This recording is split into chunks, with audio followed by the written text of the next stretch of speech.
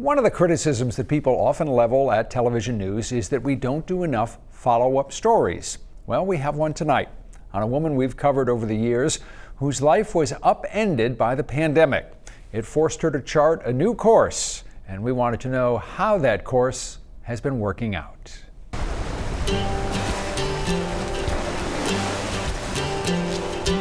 For 2 decades, Annie Maley and her husband John Finger lived what many people would consider a dream.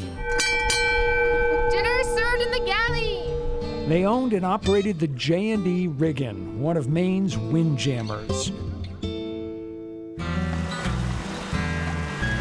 With paying guests from around the world, they spent every summer and early fall on Penobscot Bay, on some of the most beautiful sailing waters in the world. Oh, This is now out, down the field of burn. Nobody knows my sorrow. It was part of an agreement the couple made long ago. We'll do a windjammer for the first 20 years of our life together. And then the second 20 years of our life together, I get to pick. I heard a married man to a young girl say. 2020 was to be their last summer. They had a deal to sell the riggin and a plan to leave the ocean behind and travel around America on the road. Continue. COVID hit. Right. Your plans all got torpedoed? Yeah, completely torpedoed. The sale of the riggin was delayed, and without money from the sale, they weren't traveling anywhere. Annie and John still had the schooner, but because of COVID, they couldn't take passengers. Their financial situation turned ugly. The money was all flowing in the absolutely wrong direction for us. So I said to John, I'm going for a run. I gotta consider what we're gonna do here, our life choices here now. As Annie Maley was out on her run, the owner of the business, George's River Canvas in Rockland, drove by. She passes me, stops the car, backs up. Annie, what's going on? What are you doing these days? Like, I'm out for a run, contemplating my life choices and what the heck we're gonna do now. And she said, well, that's why I stopped. I need somebody to come work for me in the shop, and you've been in the shop for a number of winters past. Do you need a job? Yes, I absolutely need a job. Maley started work the next day. 3 months in, she's like, okay, you really need to buy this business. You're very good at this. You understand, you learn well, you're soaking this up like a sponge. Can you go back to those 2 pins down there? In November of 2021, she did indeed buy George's River Canvas.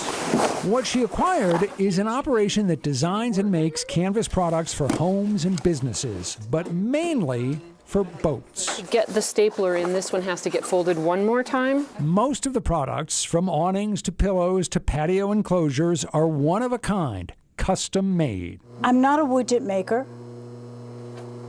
Everything that comes through the door is different, and a challenge usually. The work requires skill, patience, focus. Oh, darn it, that's not as perfect as I want it to be. We're focusing on you, not on the stitching. You're okay. Don't let Annie see that little bit. Orders are tracked on these clipboards. It's no tech, but it's efficient, and the business has a backlog of 3 to 4 months' work. Do you have to do much in the way of sales, or are the customers just coming to you and keeping you busy? Yeah, they're just coming to us. Not having to pursue customers is the sign of a really good business. It's fabulous. I feel really lucky.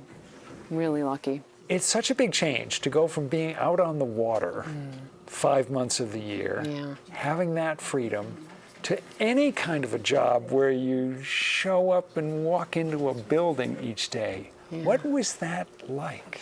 Yes, I sit at a machine some of my days, but I also have to go pattern on a boat, which is on the water, right? And then I have to go fit what I made on a boat on the water. Any regrets about leaving the sailing life? Not really. The windjammer wasn't just a job, it was a way of life, a wonderful way of life, but one that was, for much of the year, all-consuming. people ask you, do you miss the boat? And you say, yes, of course we miss the boat. Absolutely we miss the boat. And then they ask you, would you like to go back? Yeah, and you just do it again. I say, no, no way. You guys have been working 40 hours a week for your entire lives, and now we've had a taste of it. We're not going back, man. Not going back. I think she made her point. She likes the 40-hour weeks. Now, you may be wondering about what Annie's husband, Captain John Finger, is up to. He is doing fine woodworking and carpentry, drawing on the skills he learned from years of working on the schooner.